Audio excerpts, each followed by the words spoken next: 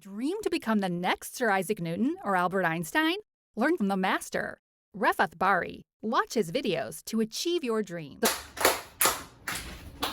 Okay, folks, welcome to Linear Algebra lecture number 58. First and foremost, happy 4th of July to everyone in the United States and everyone abroad. Happy 4th of July! Happy 4th of July. Thank you. So we're going to go ahead and get started with matrix inverses. Now, I received a few complaints from students saying that I'm going too fast. So we're going to slow it down for the low achieving students, okay?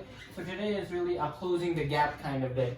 So we're going to begin first and foremost by asking you for the equation, or rather the formula, that gives me the inverse of a square matrix of order 2.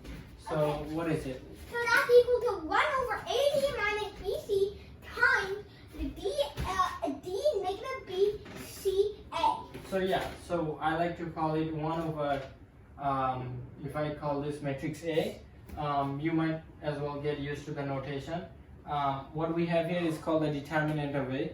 We use the absolute value sign to refer to that. And inside, what we're going to do Why is... don't we refer to it as like 8 to 11, 8 12, 8 13, 8 21 Well, instead of just A, B, C, and D? what do you mean? Oh yeah, sure. If you want me to do that, I can surely do that. So A11, what will this be? Tell me. 8 12, A12, good. What will this be? 8 21, 21. And this? 8 22. Took you a bit of hesitation, but I'll go with it. So this will be what? The determinant will be what? AD minus BC. Well, not anymore, clearly. A11, Mm-hmm. A22 Okay. minus Minus. A12, A21. A12, A21. Sorry, I ran out of space on this line. That's why I put it on the next line. Okay, and in the actual matrix, we're gonna go ahead and reverse this row. So A22 becomes the new A21. Negate them. And negate this diagonal, right? So that's pretty easy. Hopefully you remember that. You might ask, Professor, you are asking us to memorize something, right? Why should we memorize something? And well, the fact of the matter is that it takes a long time to derive something like this, so we're actually not going to derive it, okay? But the rest of the lesson is fairly straightforward. Okay, so today I'm going to be asking you for the following, okay? Okay, so I'm going to ask you for the inverse of the following matrix. Go ahead and try your best, okay? Is that like a 6 by 6 or 1, something? 0, 0, 0, 0. How many is that? 1, 2, 3, 4, 5. That's fine. 1, 2, 3, 4. 2, 0, 0, 0, 3, 0, 3, 0, 0. I think you can guess what will be next, right? 4. 67, 0, 0, 0, 0, and negative 53. Oh my god. So, What did you ask us to guess? To insult us? part of the experience. So let's keep our task focused today. So how do we find the inverse of this matrix? In other words, how do we find A to the minus 1? You never taught us for bigger matrices. See, that's Yeah. the kind of illiteracy I like to tackle in the classroom, okay? When you get This faced isn't with even a square. Oh, this is a square. when you get faced with a hard kind of problem like this, Yeah, so well, you call it A. right, I call it A and I want to find the inverse, A minus 1. But when you have a hard problem like this, what you should try to do is break it down. What do you see about this matrix? What is the special thing you see here? It's a square. Any pattern? Of course it's a Oh, square. 1, 2, 3. The 1, 2, 3. No. Look, it's a diagonal matrix. Yeah. Oh yeah. You see? Everything else is 0. Everything else is 0. So that gives us a hint. So Something it's basically just like a vector. something special is going on here, right? Yeah, So, so it's basically just like a column vector. to answer this question, we're gonna start with a much easier question, It's okay? just like a column vector. Right. We're gonna start with a much easier question. Ready? Much easier question. Okay, so here it is. Are we ready for this? Illiterate students of 2020. Mr. Rodriguez, why are you sleeping in class? Sorry. So, we're gonna go ahead and start by this. Now this looks pretty general, right? Yeah. I have two entries in this matrix, A and B. Once again, what do you notice about this matrix? Identity. No, it would be an identity if both of these were 1, Well, but we they're don't not know. 1. We don't know it. Yes, they're just constants. It's a diagonal, see? Once again, it's a diagonal. So it's just like a column vector AB. So, our Wait, what our goal is to find the inverse, right? This would be just like a column vector AB. And we know when we multiply a matrix by its inverse, what do we get? We would get the identity. Okay, now that's the other students hoping for a better response. If I multiply a matrix by its identity, what do I get? Oh, Alex? Huh? If I multiply a matrix by its A0, 0B. no, Same thing. if I multiply a matrix by its inverse, what do I get? the Oh, identity. 0. The No, identity. not Identity. Identity, I yeah. said identity. Oh, you did? I apologize for that. He's racist. Okay. Racist man. We all Racist. make mistakes. Okay. So our goal is to find what this inverse matrix is, right? How can we do that? Any ideas? Of course not. What I'm gonna do is just put random variables, What?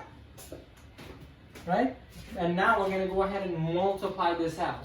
So tell me, class, how can I multiply this? What would be the best way? Row. Rows, but how can I actually do rows? Well, this is what I can do. Remember that from left to right operation, we can conduct rows, right? No, right is gonna be columns and left is gonna be rows. So going from the left, we can do rows. So tell me, if I take this, what does that mean? I want A many of the first row, right? So what is that? AC and AD. Okay. Okay.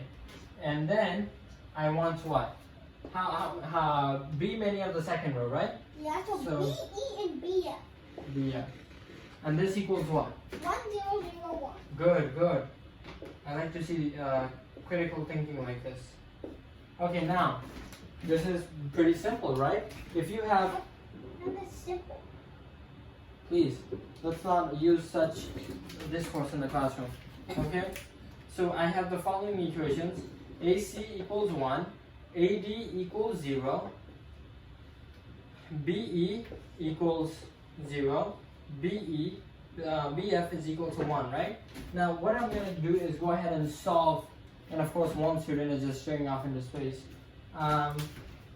Let's solve for C over here, sorry, A rather. So A is equal to 1 over C, and well, of course A can't be 0 here, right? So that means D must be 0. That means B must be, 0. and the student doesn't even know what he's referring to, but from this simple algebra alone, we can see that D must be 0. 0. What else? By that same logic, we can see that B must be 0. Oh. Sorry, But how do we know E. that E is 0? E is But 0. how do we know that B? Oh, yeah. Okay, so do you follow the logic here? But how do we know that B is not? Oh. Because look, B is involved in both equations. If B were 0, BF would be 0 as well. So that means E must be the one that's 0. Okay? And now, from that reasoning, we can see that C is actually 1 over A. And likewise, F is simply 1 over B. Okay? And that's simply the equation, or rather the formula, for the inverse of a diagonal matrix. Now, let's come back to the pivotal question. And what is our pivotal question? Well, How do you do such a 5 by 5 matrix like the one you gave us? Also, there was no pattern. Well, if That's you- not the pattern after 3. That was diagnosis. well, actually, let's go ahead and do that right now. That was a diagonal. Right, so look, 1, 0, 0, 0, 0. I'll have 0, 2, 0, 0, 0. Is it still 4, 5? Yeah. 0, 0, 3, 0, 0. And then you And break of the course, pattern. I think you can predict what's going to be happening here. Minus 1 over 100. Wait, what? 0. And lastly, we'll have simply 50,000. Oh, God. Now, how can I find the inverse of this matrix? Well, as you saw in the formula that we ourselves arrived, I would like to solve. Come up and I would like for you to sit back wait, down. wait, sir. no, can I solve it? This is student Please test, try. right? So I'm going to write the inverse over here. So 1, 0, 0, 0, 0, 0, 1 half, 0, 0, 0, 0, 0, 1 third, 0, 0, and then 0, 0, 0, negative 100, 0, and last but not least, 1 over 50,000. Wow. I Probably appreciate it. wrong, isn't it? Good job. That's in fact the right answer. So, folks, that's what you should have learned, and thank you for watching. Subscribe to Bari Science Lab to fall in love with math and science, especially programming.